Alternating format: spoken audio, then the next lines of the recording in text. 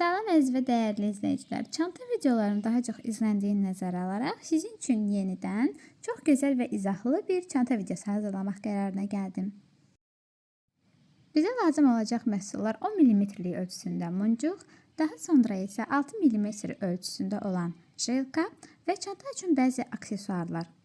Maqnitli çanta kildindən çalanarının qapağının kilidlənməsi üçün istifadə edilir. Çanta tutacağının bərkidilməsi üçün isə bu şəkildə halqalardan istifadə olunur.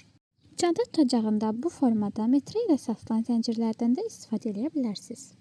Müəyyən qədər jelka götürürük, amma mən sizə dəqiq ölçü verməyəcəm. Çünki jelkanın uzunluğunu nə qədər çox eləsəz, bir o qədər sizin əlinizə dolaşacaq. Buna görə də 70-80 cm uzunluğunda götürmək məncə sizin üçün bəs eləyəcəkdir. Başlanğıcda gördüyünüz kimi jelkaya 3 ədəd muncuq keçirdib, 4-cü muncuqda jelkanın hər iki ucunu eyni anda çıxardırıq.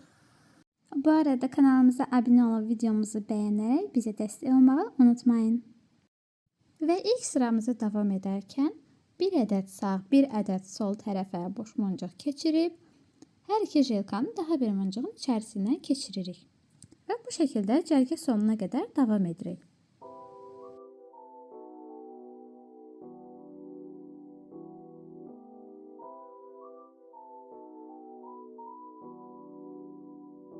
Və ilərlədikcə toxduğunu hissləri bu şəkildə möhkəm dartın ki, boşalma və yığılma olmasın.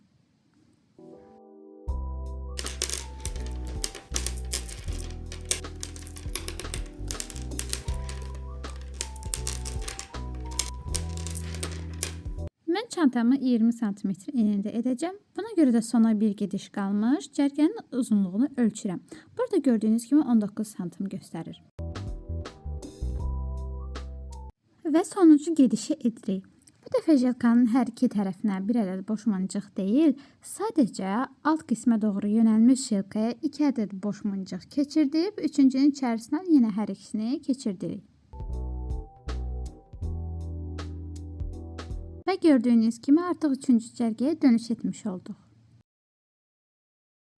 Hər toxumağa davam etdikdə jelkanı möhkəm dartmağı qətiyyən unutmayın.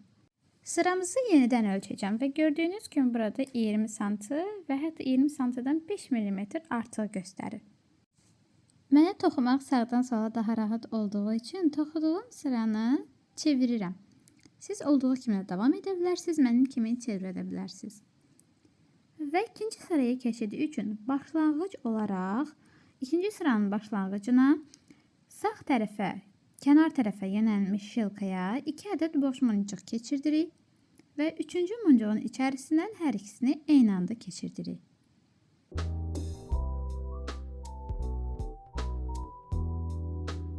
İkinci sıranın davamında aşağıya doğru yönəlmiş jelkanı alttaki muncuğun içərisindən boş şəkildə çıxardırıq. Yuxarıya doğru yönəlmiş jelkanın içərisinə bir ədəd boş muncuq keçirdirik. İkinci muncuğun içərisindən isə jelkanın hər iki ucunu eyni anda çıxardırıq.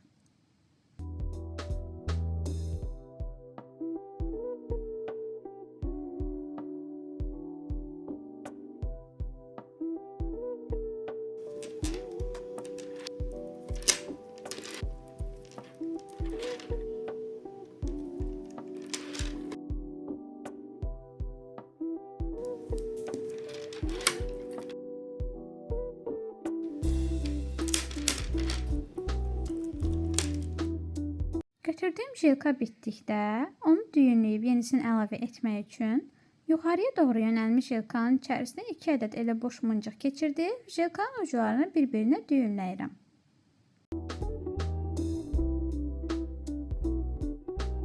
Ortada qalan düyünü itirmək üçün jelkanın bir ucunu alt hissədə olan muncuğun içərisindən keçirdərək möhkəm şəkildə dartıram. Gördüyünüz kimi düyün gizlədilmiş oldu və artıq hissələri qayçı vasitəsilə kəsərək götürürəm. Yenidən müəyyən qədər jelka götürüb bu şəkildə yan tərəfdəki muncuqların içərisindən keçirdərək yenidən bayaqkiyə yönə alırıq. Sıramızı olduğu kimi davam edirik. Sona gəldikdə isə bu dəfə üst tərəfə yox, kənar tərəfə yönəlmiş jelkanın içərisinə bir ədəd boş muncuq keçirdib, ikincinin içərisindən jelkanın hər iki ucunu çıxardırıq. Və bu şəkildə də 3-cü sıramıza dönüş əldə etmiş oluruq.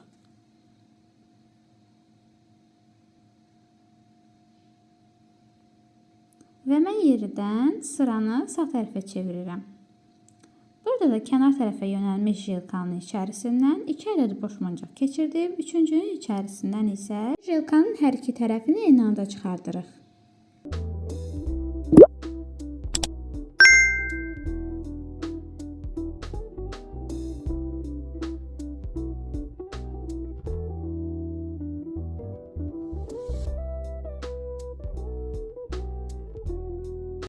Çantanın bir ucunun sonuna çatdıq və burada muncuqları yenidən jilkanın bir tərəfinə keçirdirək, jilkanın uclarını bir-birinə düyünləyirik.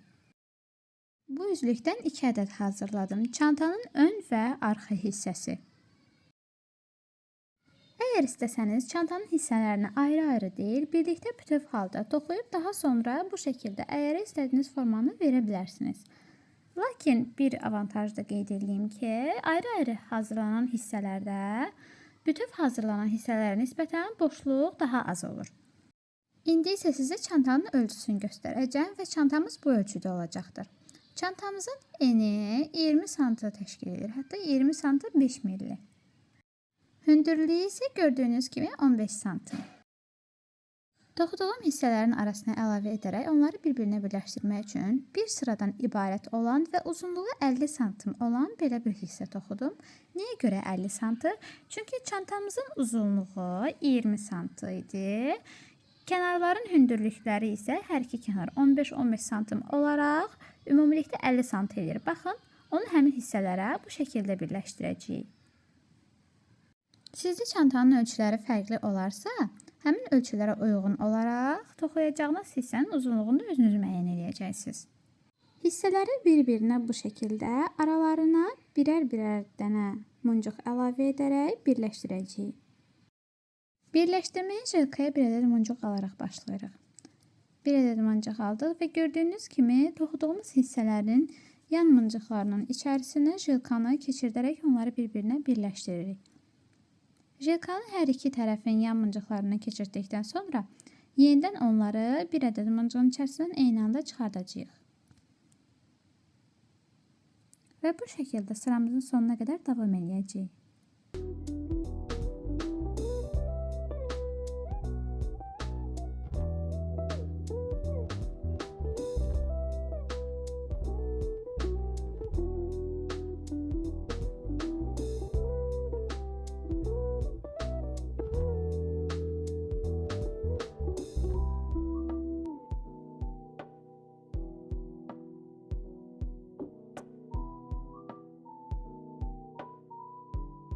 Hissələri birləşdirməyə sadəcə kənarlarla davam edirik.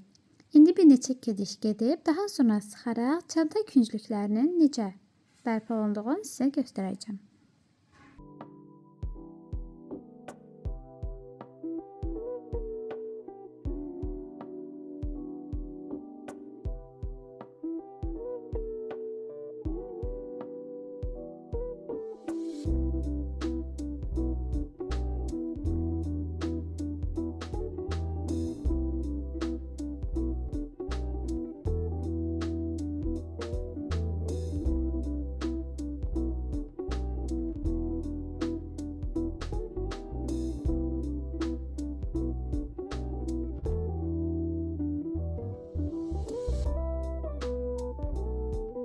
Küncləri də bu şəkildə həll etdiyimizə görə iki hissənin birləşdirilməsi eyni qayda ilə sona qədər davam edirik.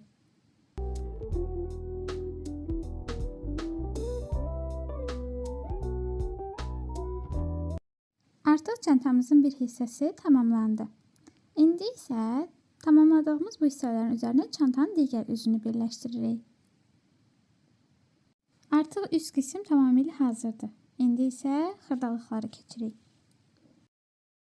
Modeldən asılı olaraq kənarları toplayacağıq. Yəni, hər iki kənarı bir-birinə bu şəkildə 3-cü muncuqdan başlayaraq birləşdirəcəyik. Jilka üzərinə bir ədəd muncuq alırıq. Yuxarıdan aşağıya doğru 1, 2, 3-cü muncuğa jilkanın bir ucunu keçirdirik. Jilkanın digər ucunu isə digər künclükdəki 3-cü muncuğa keçirdirik.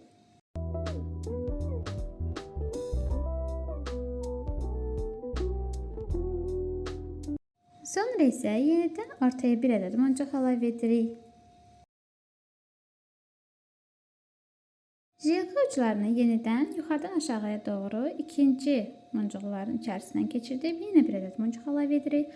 Daha sonra isə elə birinci muncuqların içərisindən keçirərək yenidən bir ədəd muncuq əlavə edərək bu yığılmanı da tamamlayırıq.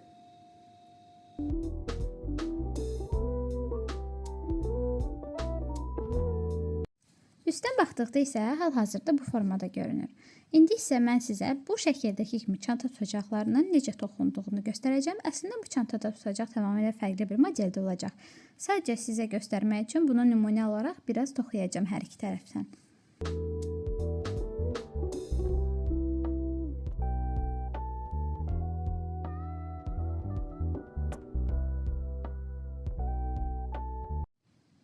Tutacağın başlanğıcı üçün 2 ədəd boş muncuq keçirib 3-cü muncuğun içərisinə jilkanın hər iki ucunu eyni vaxtda çıxardırıq.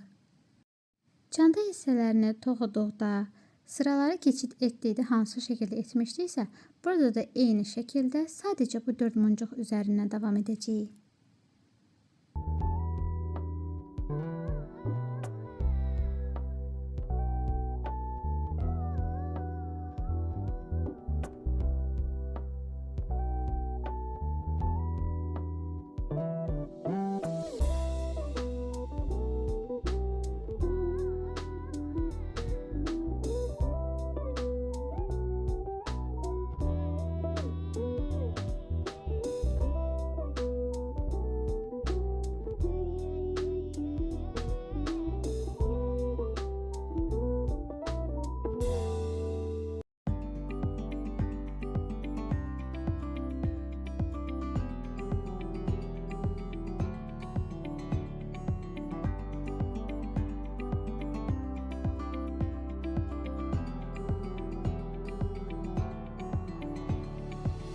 Dövrə sonuna çatdıqda heç bir muncuq əlavə etmədən sadəcə bir muncuğun içərisindən jilkanın hər iki ucunu çəkərək dövrəni tamamlayırıq.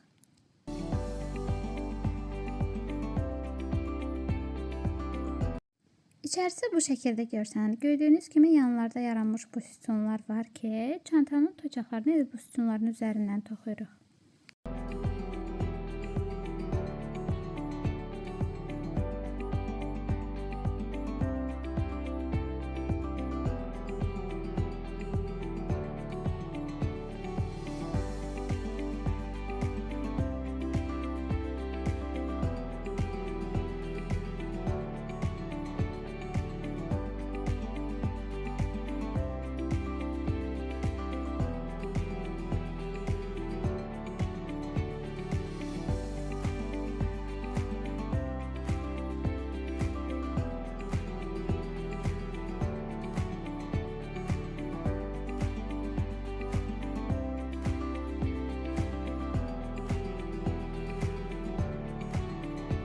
Tutaq ki, siz bu tutacağı istədiyiniz uzunluqda toxuyub digər tərəfləri birləşdirdiniz. Daha sonra çanta qapağını necə toxuyacaqsınızsa bu halda sizə göstərəcəm. Bunun üçün qulpun başlanğıcındakı muncuq deyil, bir sonraki muncuğa jilkamızı keçirdirik. Və bu şəkildə istədiyiniz uzunluqda artırma edə bilirsiniz.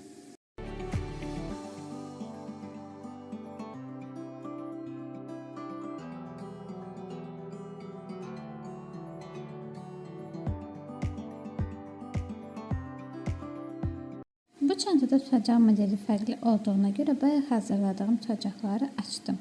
Çanta qapağını bitirdikdən sonra isə indi çanta kilidlərini bərkidəcəyik. Əvvəlcə çanta qapağının üzərində və çanta üzərində kilidin yerini müəyyən eləyirik. Əgər bir ədəd kiliddən istifadə edəcəksinizsə, mərkəz nöqtəni götürürsünüz. Əgər 2 ədəd kiliddən istifadə edəcəksinizsə, onun yerində siz özünüz müəyyənləşdirə bilərsiniz. Gördüyünüz kimi maqnitli kilidin ətrafında dəliklər var. Jilkanı həmin dəliklərdən keçirdərək, daha sonra muncuqların içərisindən keçirdərək kilidi çanta qapağını bərkidirik.